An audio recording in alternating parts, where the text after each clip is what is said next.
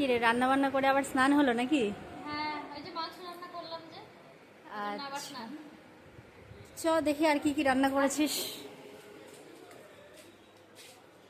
চল দেখা কি কি রান্না হয়েছে। প্রথমেই গরম গরম ভাত, ভাত। যেটা অর্ধেক হয়ে গেছে, খাওয়া হয়ে গেছে। হুম। আমার স্নান করতে লেট হয়ে গেল যে। এই যে বড় ভাজা কয়েকটা আছে, কয়েকটা বড়া ভাজা তোলা হয়েছিল।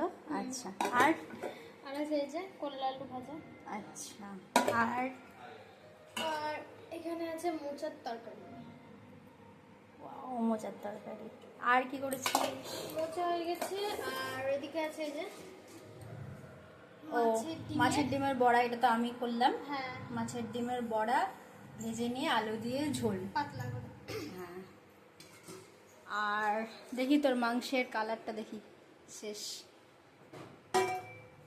ওয়াও, নাড় দেখি একটু।